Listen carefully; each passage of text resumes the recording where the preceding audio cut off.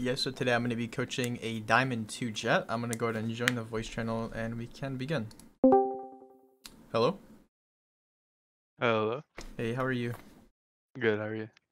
Pretty good. Do you want to use the Valorant split that you sent me? Yeah, that one's good. Okay. So before we get started, are you still Diamond 2? Yeah, I just hit it again on my main last night. Okay. And you play Jett. I can't remember. Do you play anything else or? Jett, raise, and then I fill if I need to. I know you said that's bad, but I don't know. Yeah. No, I think Jett is a really good pick. Raze is good on some maps specifically more than others. Here I would have. So you spent a little time looking here, which is actually good, right? Like clearing this area because your team kind of called that there could be one there. Here I would just walk out. I would first see where my teammates are, and then I would begin to walk out here. I would probably be holding shift though, because it's a very, like, Raptors is it makes a very distinct noise, and people will know like exactly where you are and you're running. So here I would walk, and I also probably wouldn't have dropped. I would have been looking over here and just holding this, because more than likely someone's gonna be holding it or peeking soon. Yeah, I guess my thought was just to fight him while my teammates were. Yeah, no, it's a good thought, but I think with a ghost it's a little harder. Like if you have a frenzy or something, maybe. Yeah, I also whiffed a little, but yeah, I think I could died either way. You could have killed him, but my main thought is you could have fought the Raze that shot you in the back of the head. Okay, so here, I don't know if you're gonna buy anything, but here you can spend 500 credits for sure. Yeah, probably should have gotten armor. You could have bought like some abilities. You're considering this already. Like, just go for it. There's nothing you can lose really. Like, if you're thinking about buying it, the alternative is just have the classic. And especially as a Jett player, you can make a lot of plays with this already. So it's worth kind of mastering. Yeah, I guess I thought maybe they'd all be coming out at the same time. Yeah, so I'd already be up, but I had no clue. Yeah. That's an assumption. It's very easy to make assumptions and kind of go with them. Sometimes it's good to make assumptions, but I mean, even in Diamond, people aren't really that coordinated, and also in Immortal sometimes. So mainly this round, you don't want to peek because your team inherently they have worse weapons, and you have a weapon, so you really want to keep this weapon for yourself and for your teammates, because now that gun's not really as easy to get. Nice. Your aim seems good. Usually what I would expect from a duelist in this rank. Nice. Okay, so yeah, good round. So now what I'm thinking is, okay, so I don't know if you've realized this at this point in the game, but what's happened is they've gone A, B, A. So now with the pattern, they're gonna go B again. They obviously could go mid or something completely different, but more than likely they're gonna go toward B. So at this point, I'm thinking in my head, okay, I'm already planning out next round. I'm going to be updrafting on that box. That's like my play. So. Yeah, that would have worked. Like, now looking at this round, I remember what happened this round. I go back to this spot. Yeah, this spot's good, but the one thing about it is, like, if you think about it, you're kind of giving them access to the site. So, like, you know, if Jett dashes out and she smokes here, or if they wall, like, they kind of just have access to the site, whereas if you're backside, you have much more control of the site, and they have to kind of go through you to really take control. Yeah, like kind of dash out. Dashes out. Yeah. Yeah, and you kind of just like can't do anything. You can maybe get a kill. Well, that's quite unlucky though. Yeah. Yeah. So, like here. If I won that spot, I don't think they would have cleared me. Yeah, like especially the high ground spot, but even backside, I don't think they would have cleared you. And the one thing here. So the one thing here, I know I told you like. You've come to this round like 3 rounds in a row now, or 2 rounds in a row. But if you really think they're gonna go B, that spot is really strong. I think the spot that you played here is good if you already have someone else playing B, like back B or close to B, so you can kind of be like a support. But yeah, try to like position yourself to take fights a little sooner, so that they don't have all this space that they can take, and the space like all the way up to here. This is quite a lot of space. Like at this point, they can basically plant. My point is, like, whenever you're flanking, you can run whenever the enemy's like shooting or making noise, because they're not going to hear your footsteps, so you can get a little extra distance. That's kind of cool. No. That's unlucky for you, Rina.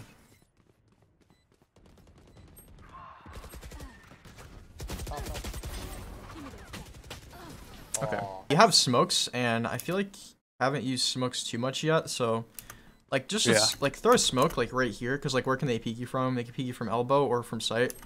Just like toss a smoke out here as you're running out to peek these guys or these corners, and then it gives you a little bit of cover. You can also dash, or you know. Yeah, it might have given me a chance. Whereas like right here, you're kind of like you're exposed to these angles, but you're also exposed to everyone else that's on the right.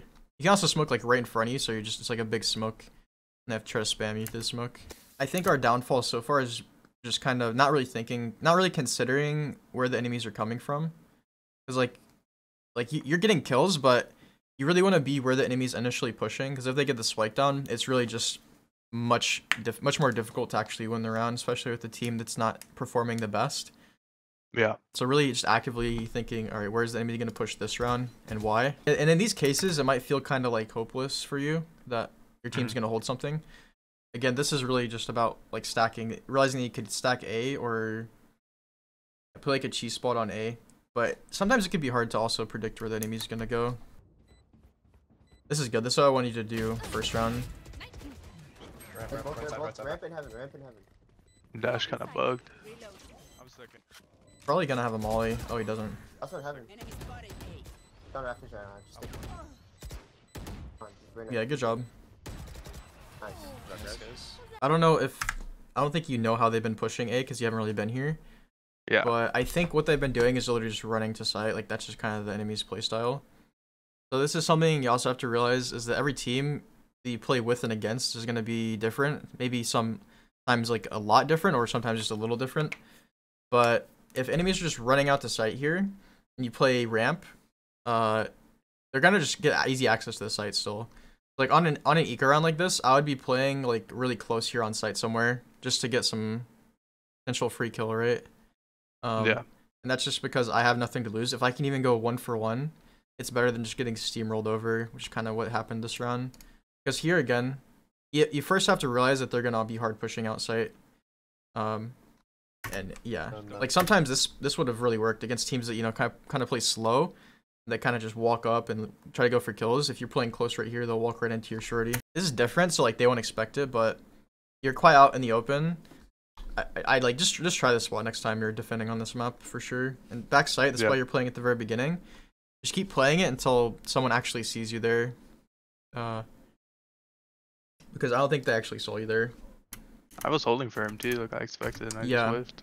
Like that's a free kill, and then maybe instead of dashing to the left, you could dash like into right here. Because then you're in a more like they really have to deal with you to actually safely get the spike down. Whereas back here, they're kind of like, yo, one back sight, and then they can deal with you after the spike goes down. Yeah, I think they planned it anyway. While still alive. Yeah, they probably would have, even if you were a pillar. But if you're a pillar, you see like this Ray's gonna come right into you. And also, actually, I think your own smoke's kind of screwy over here, to be honest. Just a little bit. I was trying to smoke it so they would think I could have gotten out. Yeah.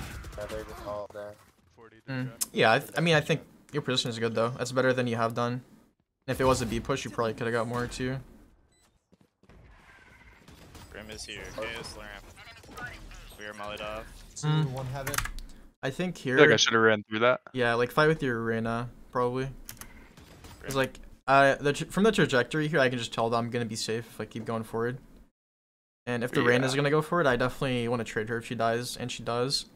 So then we can at least make it even. And you waste a dash as well. So. Yeah, maybe dash forward there. I don't know, or just keep jumping out. Yeah, you could just keep running. I think that's the best thing. You could dash forward. You could also just run back, like, because you have heal, so I think dash is more valuable. Just run up and trade your Reina. And yeah, this I can already tell that you guys are not going to be a full push team. I don't know if that's accurate, but I feel like that. 2-1 heaven. Just because our whole team except for Arena is pretty just chilling here. So the best play whenever your team's like this is to just kind of default and look for kills around the map.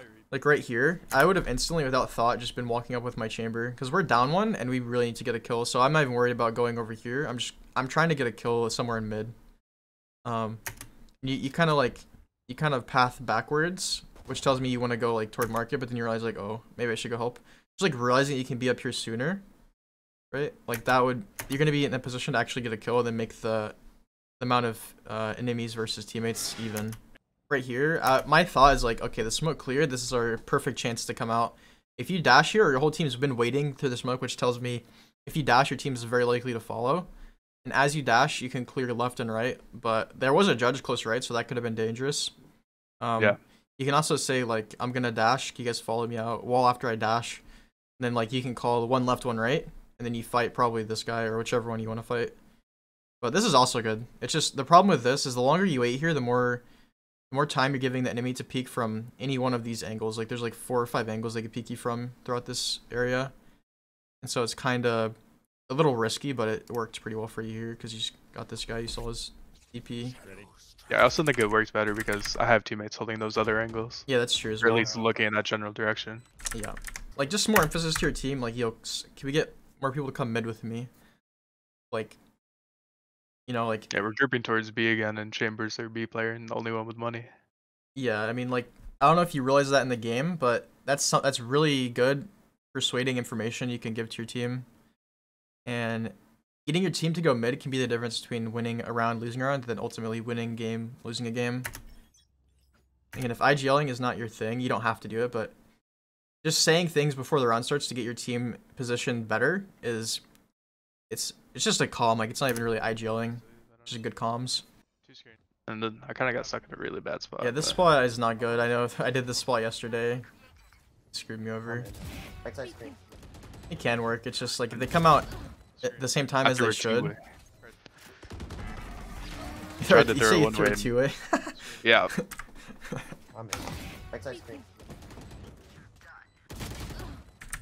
Okay, let's see. I always hit tab to see our ults, so like, yo, Sage, let's go get B orb. I'll smoke for you. We can play res this round. Let's fight mid. Like, that's a really good plan, and it only all it requires is for your team to be willing to just fight together. I'm gonna blind through map. I'm blind through map. Blind me. I have noticed. That was my team. Yeah, I have noticed you're kind of hesitant to entry for your team. I don't know if that's because you don't trust them. Cause I feel like it's not a lack of confidence because you're pretty confident on defense taking fights. So maybe it's because you don't want to just die and then your team doesn't trade you, or do you have any insight into that? Yeah, I think I expected my Reyna to lose that fight to the KO ramp, so I was trying to go with him and get to trade it. Yeah. Maybe not there. Yeah, I think here going outside is best because your team wants to go out and plant just to ensure that they can plant. Just because your Reyna is already here as well, probably I would have like dashed out and then maybe go updraft and go heaven. Just to ensure we can get the spike down, because worst case scenario, you don't go with your team, they all die. And it happens. I think that's what happened. Oh, is it It really? does happen. Yeah. Yeah. Like pretty much exactly what happened. Close, 39. Yeah, because like that Jett plays there. Screen stones. You're like, yeah, and then like 2 of us are just not helping the spike here. What I tell people is just go for kills. Like, you don't have to start with your team as a duelist. It's okay to start mid and just look for kills, unless they're opping, of course, that's a little different. But just what you want to do on attack is if you can get a kill, it really opens up the round for your team. And I say this like to almost every person I coach, because it's kind of just an easy guideline to follow whenever you feel like your attacking is kind of hard. Of course, it's good to have someone with you, but yeah, like I said, full pushing is just not gonna work a lot of the time. It's gonna feel like an uphill battle a lot of the time. Whereas here, I feel like we just have a lot of wasted potential sitting in spawn with our knife out, right? Because you have the aim. Just like you're accepting that you can play with your team, but like this is solo queue. This isn't pro play. Pro play might be like this, but you're in diamond. Diamond's still not the greatest rank. And you have a lot of room for carry potential. Like you can carry this team so easily with just your aim and just a little bit of game sense. But you have to really allow yourself to do that. We're seeing seconds here, just chilling. Push it. Yeah, I think they wanted to wait out the knife. And we threw a smoke on B. So you're trying to deny info, I guess. Yeah. Like it's fine, but I feel like you just play with your team more than you should. Like that mid presence, like I've said, is always very good here on this map. This is good. This is gonna be good. Yeah, this is gonna be good. One pushing A. I meant to throw that way deeper. Guys gotta judge. Not even planning a good spot with it either. Should be a free site, hopefully. Yeah. Mid. 35 on And then he's planning for B main and no one's holding the CT smoke. Yeah. Yeah. So Just like the whole thing fell apart. yeah, like I don't know. Your team's falling apart. This is just more evidence I can use to convince you to play more on your own. Cause like your team is just kind of, you know, like as a team we're trying to be coordinated, but we're really not. Like again, as diamond players, you're slightly above average at best, or just above average at best. And you still have a lot to learn. So as a team, we don't really know what to look at a lot of the time. We don't know what's happening. And so like our team's just dying from flank. No one's looking behind us when we really should be. Even if it's like a really small plan, just say something to, if not to your team, like in your head, like say what you want to do, like what your plan is. 'Cause I think that could help you start to play a little more on your own and kind of build this idea of what you want to do further around. If you want to make an actual plan for your team, you can. But maybe just start with like, okay, I'm gonna hold B main for 5 or 10 seconds, and then I'm gonna go group with the teammate or something, then hold a different angle or something like that. Yeah. You aim train, by the way? I would imagine, probably. Yeah. Not like too consistently, but Your aim I do seems from good. time to time. Yeah, maybe actually aim train a little more consistently, because I feel like that could be I feel like that's your strong suit that not everyone has, especially non-duelist players. Can't rely on their aim as much, but you kind of seem to have that from this game anyway. Jett, if you dash on the sky ramp, it's gonna. And if you position better and you're just starting in areas better and you have plans, I feel like you're probably be close to like 30 kills here just with the aim that you have now. So imagine if you had aim trained even more. Okay, this is good. Something we haven't really seen from you yet. Left there, though. Yeah, this is something I haven't seen though. I would have honestly here. Okay, so here, throw a smoke right here, run up. This is where you clear the left, clear to there, and then you can like play around your smoke, right? Because you have a smoke for a reason. You don't need to chill here if you want to push up. And probably pushing up's the best thing because you're gonna get smoked off. Trapped by box. Oh my god, what is that damage? That's one shot to you. Hermes too, actually. Was that half armor or full? I think I was full. Yeah, you got shot twice. First one did. Trapped by box. You got shot like 3 arena at first. First one did. I did like 70. That much. Yeah, this gun needs some kind of nerf, honestly. Yeah, he shot 3 bullets and did 300 damage. Yeah, I mean it's really good for this map, especially. That's why this guy's using it. Yeah, honestly, I feel like just a little more confidence from you. Because we saw confidence from you on defense, but Careful, that's Judge B. I think on attack, would you say you're more comfortable on defense overall? Yeah, definitely. Yeah, so I think it kind of shows. Just like, I don't know how to tell you to have more confidence. Aim training a little more could definitely, but just being actively realizing that you're less willing to take fights on attack and trying to be more confident and more willing to take fights on attack. Your kit as Jett is designed for attacking. And I think one thing that might be holding you back right now is lack of using smokes, probably just on Jett in general. I feel like most times I die, so at least 2 or at least 1 smoke, sometimes 2, which is pretty bad. Yeah, I think you could use it for cover to like push up and kind of eliminate angles that otherwise enemies could peek you from, basically. It's almost how like you're not supposed to die with your dash because you can use it to get away. Like I shouldn't die with smokes, like the same idea. Yeah. I mean, it's okay to die with like 1 smoke, but you're doing 1 ways and 2 ways, but 1 ways are really good to go for sometimes. So the 2-way. Yeah, never heard of that one. I think like right here, you could literally just stay mid this whole time. Yeah, I would have caught that KO pushing up. Yeah, because like if the Sage trolls her wall and your whole team dies, then I mean obviously that sucks. But she actually does a good wall, so you could stay here and then predict that they're gonna push mid. Again, this is what I'm saying. This is what I mean when I say like play on your own. It's not like a troll type of playing on your own. It's playing alone with the intention of getting a kill and getting your team number advantage. Because right here, again, you're holding your knife out. You're not really doing that much. You're gripping with your team, but if your intention isn't to push out, then You could be I think holding we were mid there. grouping to res. Yeah. I think it's good. There's a lot there. But you realize like I maybe don't need I to guess be once here. once I have a wall, I should have left now. Cause it's like they didn't break the wall instantly. Even if you're trying to up the res, you're kind of just like watching them, like you're spectating. Like if I was gonna help them res, I'd be up here with the gun out or with knives, whatever you have. But yeah, stay mid could have got you this kill. Hopefully you get it anyway. No, that's okay though. That's kind of a tough readjustment. I think I was aiming ropes maybe. Close to. Yeah. Unlucky. So there's definitely some things you can change to improve your skill and your overall rank. The main things. Do you have any questions before I explain them, or about the game not or really. anything? Okay. So the first tips from the very beginning. Experiment with defensive spots and autopilot to the same spots less. So in this scenario, in this map, that would have been like stop playing B, but also stop playing the areas on B where you're like giving them sight. Remember what I mean by that? Like try to play like in updraft. front of hell. Yeah, try to like play backside if you're gonna actually like commit to playing B. Also, like just experimenting with other things you can do, like peeking into B main, for example. That's completely fine to do, especially with someone who has aim like yours. And if it doesn't work, if you die, then stop going for it. That's how you kind of feel out the enemy team and feel how like what you can get away with and what you can't. But this all requires you to consider where the enemies are gonna push and trying to predict.